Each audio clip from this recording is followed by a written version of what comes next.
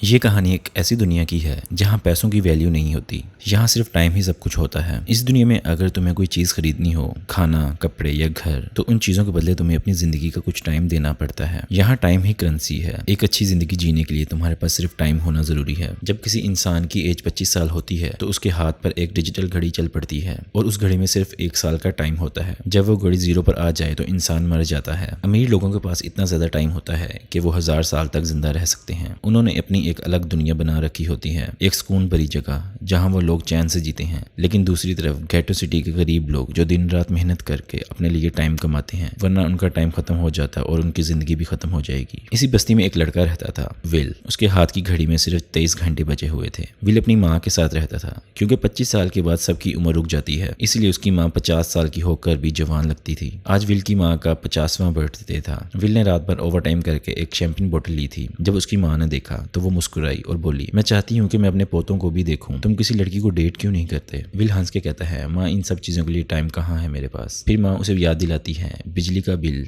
और बैंक का कर्जा कल तक देना होगा, वरना फाइन लग जाएगा। मैं कल रात सब कुछ जमा करवा के आऊंगी, बस तुम मुझे बस स्टॉप पर मिल जाना। मेरी घड़ी खत्म होने से पहले मुझे कुछ टाइम दे देना। विल कहता है, ठीक है मामा, मैं वक्त पे आ जाऊंगा। जाते वक्त उसकी माँ उसका हाथ छूती है और उसे अपने जिस्म में से 30 मिनट का टाइम ट्रांसफर कर देती है ताकि विल सुबह का अच्छा नाश्ता कर सके। दोनों अपने अपने काम करने के लिए निकल पड़ते हैं। रास्ते में एक छोटी बच्ची विल के पास आती है और वो उसे एक कैप्सूल देती है और थोड़ा टाइम मांगती है। विल मुस्कुराता है और उसे कैप्सूल में अपनी जिंदगी के 5 मिनट ट्रांसफर कर देता है। तब हमें समझ आता है कि इस दुनिया में लोग अपना टाइम कैप्सूल में स्टोर करके कभी भी उसको यूज कर सकते हैं या किसी को दे सकते हैं। विल फैक्ट्री पहुंचता है काम के लिए, लेकिन जब वो कॉफी लेने जाता है तो देखता है कि हर चीज का दाम डबल हो चुका है। जहाँ पहले कॉफी 2 मिनट में मिलती थी, अब उसका दाम 4 मिनट हो गया है। यहाँ कोई रूल नहीं है, किसी भी वक्त कुछ भी महंगा हो जाता है। मजबूरी में विल अपनी जिंदगी के 4 मिनट देकर कॉफी लेता है और काम में लग जाता है। रात को काम के बाद विल अपने दोस्तों के साथ बार में आता है। उसका दोस्त थोड़ा शराबी टाइप का बंदा है जो हर वक्त नशे में रहता है। वो विल को कहता है, वो बंदा देखा है, सबको फ्री में दारू पिला रहा है और उसके पास बहुत ज्यादा टाइम है। विल ने जब उस आदमी की घड़ी देखी तो उसके पास 116 साल का टाइम था। विल समझ गया कि वो बंदा ग्रीन वॉच सिटी से आया है,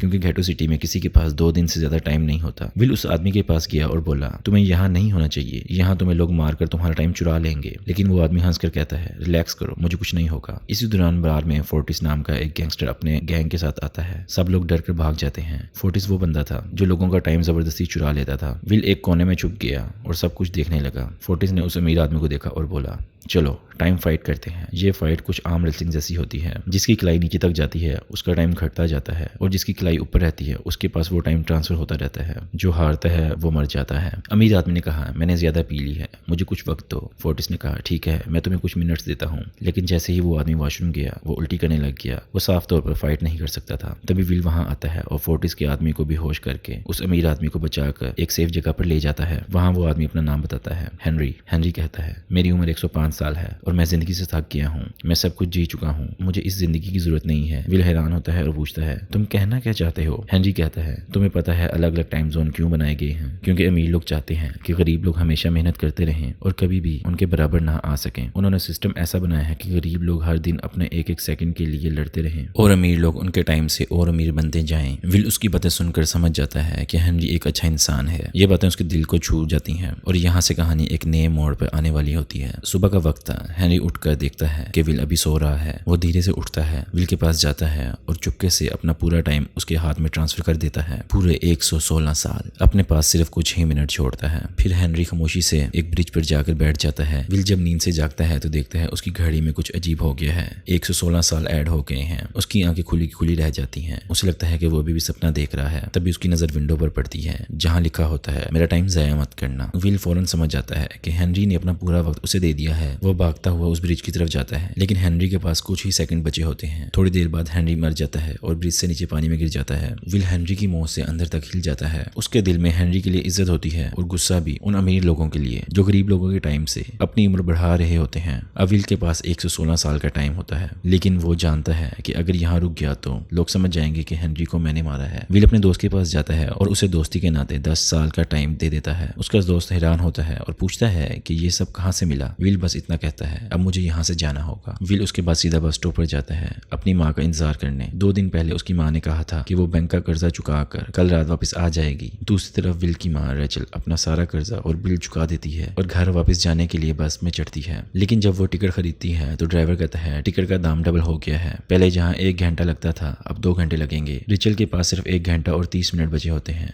वो ड्राइवर से कहती है अगले स्टॉप पे मेरा बेटा खड़ा है, वो मुझे एक्स्ट्रा टाइम दे देगा। लेकिन ड्राइवर गुस्से से कहता है टाइम नहीं है तो उतर जाओ, सिस्टम किसी के लिए नहीं रुकता। बेचारी रेचल बस से उतर जाती है। उसको पता है अगला स्टॉप बहुत दूर है, पैदल जाने में 2 घंटे लगेंगे और उसके पास सिर्फ 1.5 घंटा ही है। वो रास्ते में लोगों के घरों के दरवाजे खड़काती है, गाड़ियों के सामने हाथ हिलाती है, बस कुछ टाइम दे दो, मेरी जिंदगी बच जाएगी। लेकिन कोई भी मदद नहीं करता, सब लोग अपने अपने टाइम में खुद बिजी होते हैं। इधर विल बस स्टॉप पर खड़ा है हाथ में फूलों का गुलदस्ता लिए हुए। आज उसकी माँ का बर्थडे है और वो एक्साइटेड था कि उसकी माँ आएगी तो दोनों मिलकर सेलिब्रेट करेंगे। बस रुकती है, पैसेंजर उतरते हैं लेकिन उसकी माँ नहीं होती। विल का दिल घबराता है, उसे समझ आ जाता है कि जरूर कुछ गड़बड़ है। वो भागते हुए रास्ते की तरफ निकलता है। इधर रिचल भी जिंदगी के आखिरी सेकंड्स की दौड़ में होती है। दोनों एक दूसरे को सामने देख लेते हैं। दोनों के बीच में सिर्फ कुछ ही कदम का फासला होता है। रिचल के पास 10 सेकंड बचे होते हैं। वो दौड़ती है, रोती है, हाथ बढ़ाती है और विल भी अपना हाथ आगे बढ़ाता है। लेकिन जैसे ही दोनों मिलते हैं रिचल का टाइम 0 हो जाता है और विल के सामने ही गिर जाती है बेजान और खामोश। विल के आंसू नहीं रुकते, उसके चेहरे पे चीख और दर्द, गुस्सा सब कुछ होता है। उसने अपनी माँ को खोया था और उसी पल उसका दिल बदले से भर जाता है। अगली सुबह हेनरी की डेड बॉडी मिलती है। टाइम कीपर जो कि पुलिस की तरह सिस्टम को संभालते हैं, इन्वेस्टिगेशन के लिए वहां पहुंचते हैं। उनके ऑफिसर का नाम होता है रेमंड। वो सीसीटीवी चेक करता है और फुटेज में विल को ब्रिज के पास देखता है। रेमंड को शक हो जाता है कि हेनरी की मौत के पीछे विल का हाथ है। वो अपनी टीम को कहता है कि उसके बारे में सब कुछ पता करवाओ। इधर विल अपनी माँ के लिए रो रहा होता है लेकिन वो एक फैसला कर चुका होता है कि वो बदला लेगा। विल कहता है जब तक सिस्टम गरीबों को 1-1 सेकंड के लिए तड़पाता रहेगा मैं चैन से नहीं बैठूंगा। उसके पास 100 साल से भी ज्यादा का टाइम होता है। वो बस में बैठता है और निकल पड़ता है ग्रीन वॉच सिटी की तरफ, वो जगह जहां अमीर लोग चैन से जीते हैं और गरीब लोग हर दिन मरते हैं। और यहाँ से शुरू होती है कहानी का असली सफर, विल का सिस्टम के खिलाफ जंग। विल ने अपनी माँ को खो दिया था लेकिन अब उसके अंदर सिर्फ एक ही चीज बच गई थी, बदला। उसने फैसला कर लिया था कि अब वो अमीर लोगों के शहर में जाएगा जहाँ लोगों के पास इतना वक्त होता है कि वो मरना ही भूल जाते हैं। उसके पास अब 100 साल से भी ज्यादा का टाइम था।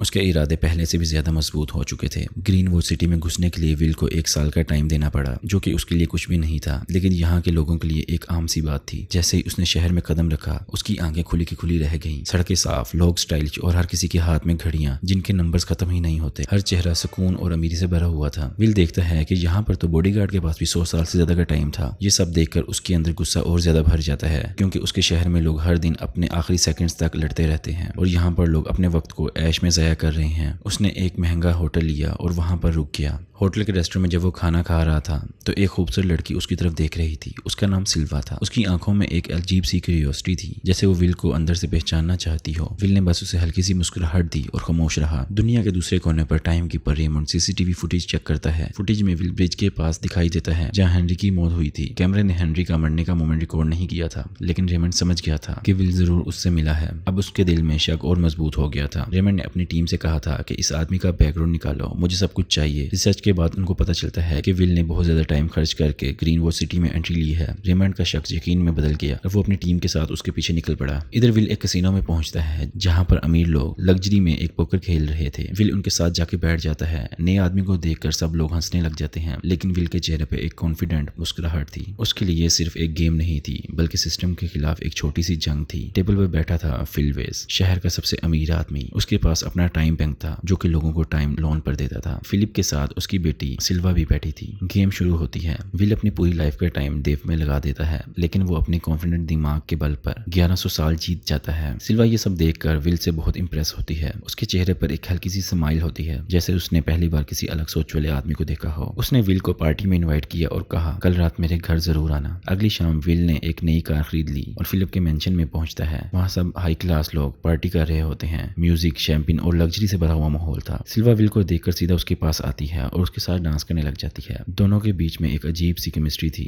सिल्वा के चेहरे पर पहली बार खुशी थी जैसे वो किसी आजाद रूह के साथ हो। लेकिन उसी वक्त टाइम कीपर का रेमंड अपनी टीम के साथ वहां पर पहुंच जाता है। पूरा माहौल खामोश हो जाता है। रेमंड सीधा विल के पास जाता है और उसके हाथ पकड़कर कहता है तुम्हें हेनरी के कत्ल पर गिरफ्तार किया जा रहा है। सिल्वा ये देखकर शौक में आ जाती है। रेमंड विल का सारा टाइम ले लेता है और उसके पास सिर्फ 2 घंटे छोड़ता है। उसका चेहरा सख्त कॉन्फिडेंट था। विल समझ दिया रेमंड उसे झूठे इल्जाम में फंसाकर हमेशा के लिए सिस्टम से हटा देना चाहता है। उसके पास सिर्फ एक ऑप्शन था, भागना। एक मौका मिलते ही विल ने गार्ड को धक्का दिया और वेपन उठाकर सिल्वा को बंदी बना लिया। वो कार में बैठता है और वहां से निकल जाता है। सिल्वा गुस्से में कहती है, तुमने मेरे फादर की दोस्त को मारा है। लेकिन विल उसे कहता है, मैंने किसी को नहीं मारा। हेनरी ने अपनी मर्जी से मुझे अपना टाइम दिया। तुम्हारे लोग सिस्टम के गुलाम हैं। सिल्वा चुप हो जाती है, लेकिन उसके चेहरे पर डर और सोच दोनों नजर आते हैं। कार तेज रफ्तार में ग्रीन वॉल सिटी के बॉर्डर्स को क्रॉस करती है। अब विल वापस आ गया था अपने शहर गेटो सिटी, लेकिन उसके पीछे रेमंड और उसकी टीम थी। सिस्टम के लिए विल अब एक थ्रेट बन चुका था और ये तो सिर्फ शुरुआत थी। गेटो सिटी में वापस आने के बाद विल के पास अब बहुत कम टाइम बचा था। कार तेज भाग रही थी। सिल्वा सीट पर बेचैन बैठी थी। विल ने उसे कहा, मुझे कुछ टाइम दे दो वरना दोनों मर जाएंगे। लेकिन सिल्वा ने मना कर दिया। उसने कहा, मैं तुम्हें एक सेकंड भी नहीं दूंगी। मुझे यकीन है कि तुम झूठ बोल रहे हो। कार रास्ते में तेज रफ्तार पर दौड़ रही थी, लेकिन अचानक उन्होंने रोड पर नुकीली तारों को देखा, लेकिन देर हो चुकी थी। कार उन तारों से टकरा गई और नीचे गिर गई। विल और सिल्वा दोनों बेहोश हो गए। ये सब फोर्टिस और उसके गैंग का जाल था। जब उन दोनों को होश आया तो उसने देखा कि फोर्टिस उसके सामने खड़ा था। उसने सिल्वा का हाथ देखा जहां पर उसके पास 10 साल का टाइम बचा था। फोर्टिस ने बिना कुछ कहे पूरा टाइम चुरा लिया और अपने गैंग के साथ वहां से चला गया। सिल्वा ने अपने हाथ की घड़ी देखी, उसके पास सिर्फ 30 मिनट बचे थे। विल के पास भी सिर्फ कुछ ही मिनट्स रह गए थे, लेकिन विल ने अपने कुछ मिनट सिल्वा को दे दिए ताकि दोनों के पास बराबर टाइम हो जाए। दोनों ने एक दूसरे की आंखों में देखा। अब उनको समझ आ गया था कि सिस्टम ने सबको गुलाम बना कर रखा है और वो दोनों इस सिस्टम को तोड़ने के लिए एक ही रास्ते पर हैं। विल अपने दोस्त के घर गया जिसको उसने 10 साल दिए थे, लेकिन जब उसकी फ्रेंड की बीवी ने दरवाजा खोला तो उसने रो रो कर कहा, तुम्हारे 10 साल ने मेरे हस्बैंड की जान ले ली। उसने सब टाइम शराब में उड़ा दिया। विल सुनकर खामोश हो गया। दोनों के पास अब कुछ ही मिनट्स बचे थे, इसीलिए सोचने का वक्त नहीं था। सिल्वा के कानों में चमकदार डायमंड इयरिंग थी। विल कहता है, इन्हें बेच देते हैं। उन इयरिंग्स को बेचकर 2 दिन का टाइम मिल गया। विल ने फोन बूथ से कॉल किया और उसने सिल्वा के फादर फिलिप को बताया कि उसकी बेटी जिंदा है। फिलिप के पास उस वक्त रेमंड मौजूद था। विल ने कहा, मैं तुम्हारी बेटी को वापस ले आऊंगा, लेकिन मुझे 10,000 साल चाहिए और ये टाइम मैं गरीब लोगों में बांटना चाहता हूँ। फिलिप ने मुस्कुराकर मना कर दिया। उसके लिए 10,000 साल कुछ भी नहीं थे,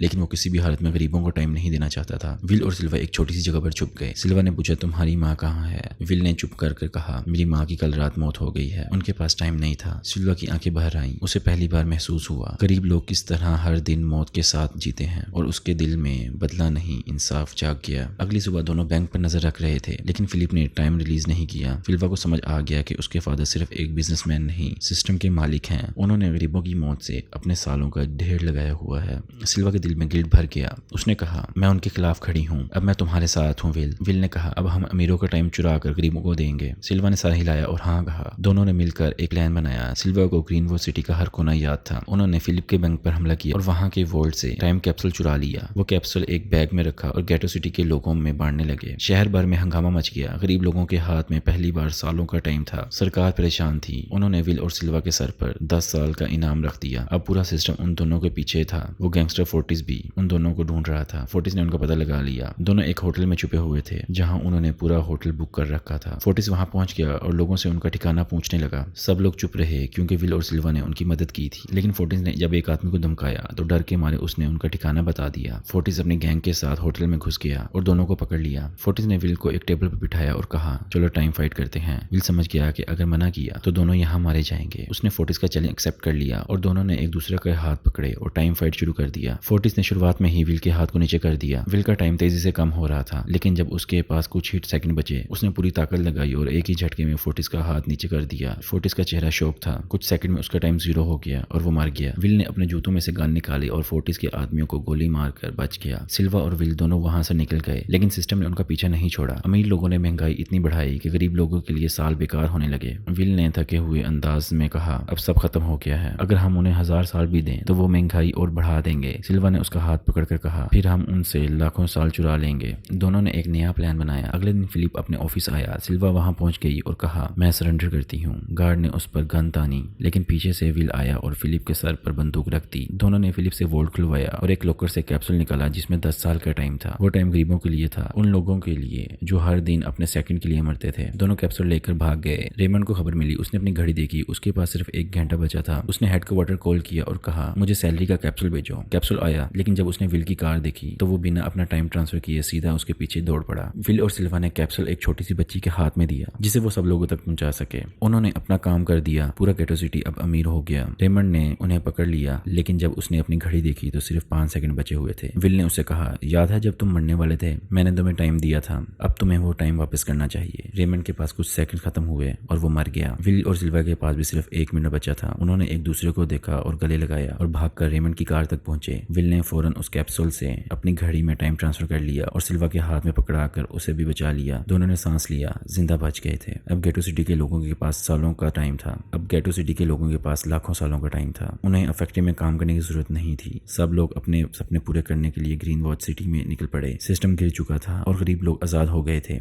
विल और सिल्वा दूर से लोगों को मुस्कुराते हुए देख रहे थे। विल मुस्कुराया और कहा, अब वक्त हमारा है। और इसी के साथ कहानी खत्म हो जाती है।